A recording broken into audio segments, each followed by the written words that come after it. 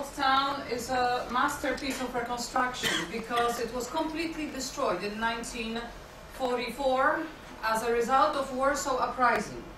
So don't compare Warsaw to Berlin, where Berlin has been methodically destroyed from 1945 all the way until liberation in continuous air raids. Here it was a completely different story. Polish people decided to organize an uprising. Here is a monument dedicated to those who organized the uprising. And they dared to rebel Hitler. And so our city was very dearly punished for it. 200,000 civilians lost their life in the uprising, and the city was completely annihilated. So it means that house after house was burnt out and then blown up. So there was nothing left of Warsaw. And today I'm going to take you, when we do the city tour, I'm going to take you to, and 2 weeks ago, on the 10th of February, 1810, Frederick Chopin was born near Warsaw, but he lived until he was 20 in Warsaw. So, of course, he's our most beloved composer, and his statue, as he's sitting under a willow tree, we're going to see. Maybe there will also be a chance to have a group photo. In the summer there is such a possibility. I don't know how about now, but this will be a good thing for us to do. A professor in the Warsaw Academy of Music, and he's a laureate of the Chopin piano competition, which takes place every 5 years. That's the highest rank of Chopin music competitions. This is the house we're going to go to. The house is a typical manor house. What does it mean? Manor house is a place where the Polish nobility used to live, the gentry, not exactly nobility, but the gentry.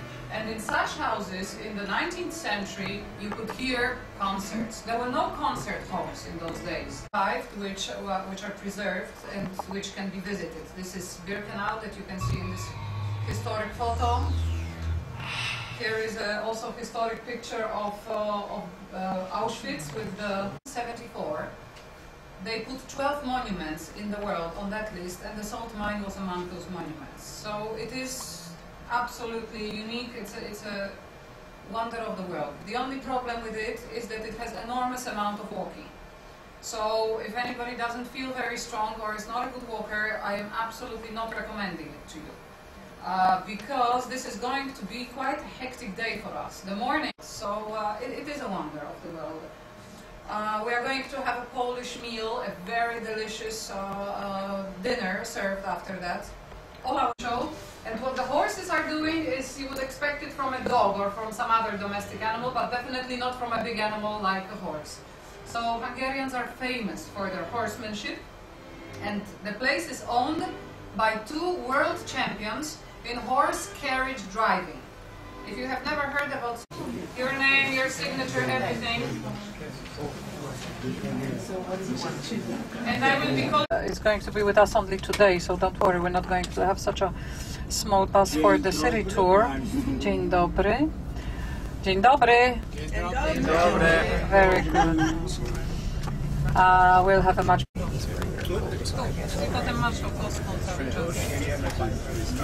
Okay, my friends, so the city of Warsaw is a relative, so by Polish standards this is one of the youngest cities. When we go to Krakow or to Gdańsk or to Poznań, these cities date back to the 10th century. Small, not enough space, so the city started expanding, and it expanded exactly. You will not see much of that, because today what you see here is everything from 1950s. And there was one after another, so the whole street on both sides was lined up with these gorgeous buildings of culture and science, which is the most hated building in the city. Palace of Culture and Science is a building where other areas, a contingent of 10,000 workers, Russian workers, and they built this palace for us, the one on the right side. It was a gift of Stalin for the people of Warsaw. So that's why it is the most hated building in the country. It houses a lot of very useful institutions, most of them connected with culture and science, and that's why it is called Palace of Culture and Science. The departments, that was the second main street of the city, and this can give you the idea of the pre-war architecture. If you look to the right side, you see all these houses, beautiful designs, beautiful detail. In Poland, that's a big and very touchy issue. Restitution, because in 1945 everything was confiscated from the private owners. But this house on the left was restituted for sure, so it has been beautifully renovated. It's in, again, original hands of the original owners. But Łazienki is its name. It's a funny name because in Polish it means bathroom. Why? Okay,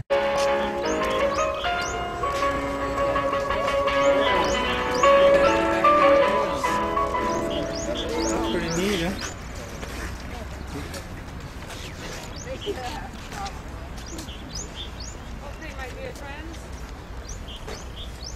let's do it like this wherever we go and tour. Explanations, 5 minutes, then time for photographs. In this way, everybody gets what they want. Okay. I get my satisfaction from speaking to you.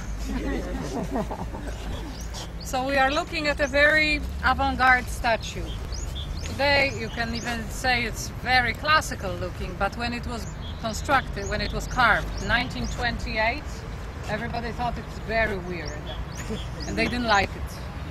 But now when we look at it, it looks very, very classical. It is presenting us Chopin sitting under a weeping willow. There is one weeping willow, a real one on the right. It is just starting to turn green. So that's the most typical tree of the Polish countryside. And because Chopin's music is so full of elements of Polish folk music, in his memories, willow tree played a very important part, because for him that was the symbol of the countryside that he had lost forever. Because he left Poland in 1830. He was born in 1810. In 1830 he left the country. Our country had no independence then.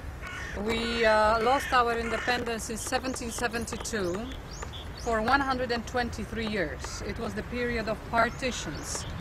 We were partitioned by our neighbors, by Russia, Prussia and Austria. And we did not exist for 123 years. But of course people organized numerous uprisings, one after another. And Chopin was one of those active patriots. So had he stayed here, he would have ended up in Siberia or killed on the spot here.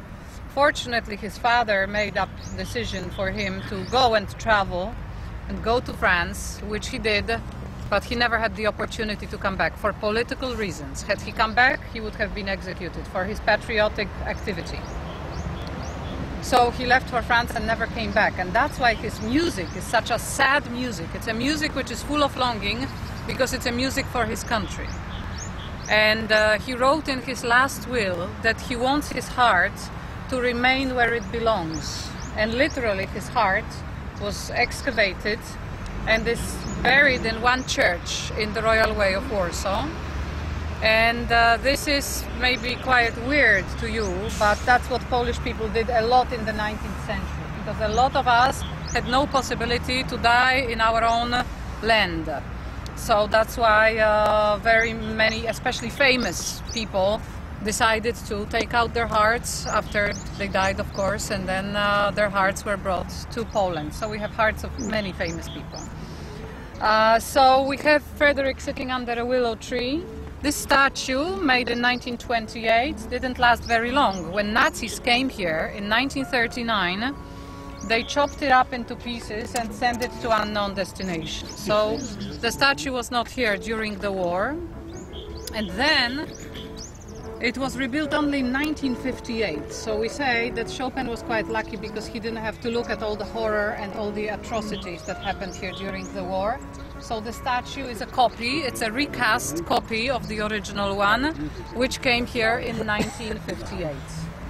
And the area is surrounded by rose bushes, as you can see, which are in bloom from May until October. So this is one of the prettiest places.